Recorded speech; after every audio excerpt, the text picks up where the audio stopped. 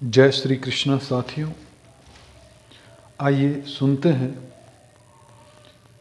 भगवत गीता के 6वें अध्याय में के 37वें श्लोक में अर्जुन भगवान श्री से क्या बोलते हैं। अर्जुन बोले कि हे कृष्ण, जिसकी साधना में श्रद्धा है पर जिसका प्रयत्न स्थिर है, वह अंत समय में अगर योग से विचलित मन का हो जाए तो वह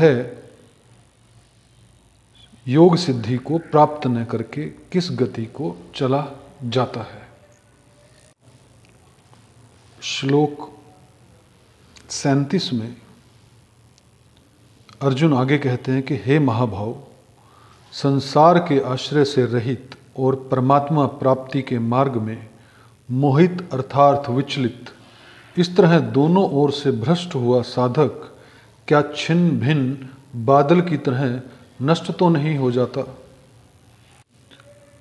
श्लोक 39 में फिर अर्जुन कहते हैं कि हे कृष्ण, मेरे इस संदेह का सर्वथा छेदन करने के लिए आप ही योग्य हैं, क्योंकि इस संशय का छेदन करने वाला आपके सिवाय दूसरा कोई हो ही नहीं सकता।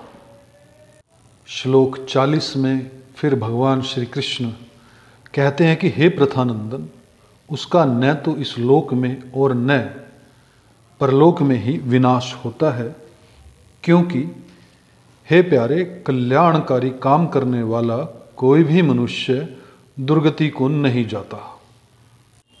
श्लोक 41 में भगवान कहते हैं, वह योग भ्रष्ट पुण्य कर्म करने वालों के लोकों को प्राप्त होकर और वहाँ बहुत वर्षों तक रहकर फिर यहाँ शुद्ध ममता रहित श्रीमानों के घर में जन्म लेता है।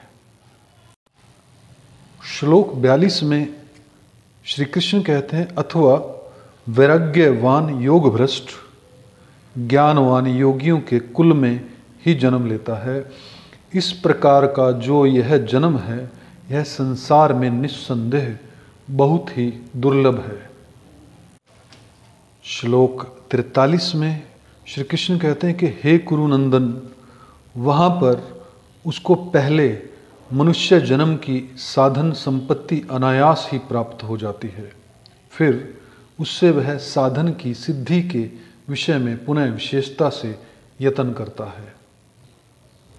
श्लोक 44 में भगवान कहते हैं, वह श्रीमानों के घर में जन्म लेने वाला योग भ्रष्ट मनुष्य भोगों के परवश होता हुआ भी उस पहले मनुष्य जन्म में किए हुए अभ्यास साधन के कारण ही परमात्मा की तरफ खिंच जाता है, क्योंकि योग समता का जिज्ञासु भी वेदों में कहे हुए सकाम कर्मों का अतिक्रमण कर जाता है।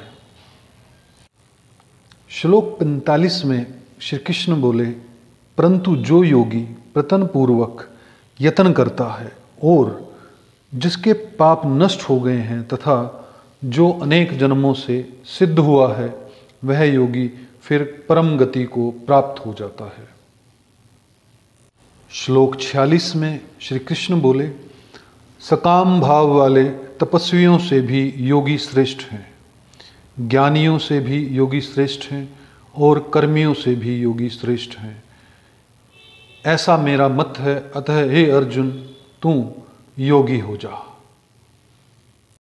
श्लोक 47 में श्री कृष्ण बोले, संपूर्ण योगियों में भी जो श्रद्धावान भक्त मुझ में तल्लीन हुए मन से मेरा भजन करता है, वह मेरे मत में सर्वश्रेष्ठ योगी है। साथियों, इसी के साथ भगवत गीता के 6वें अध्याय का समापन होता है।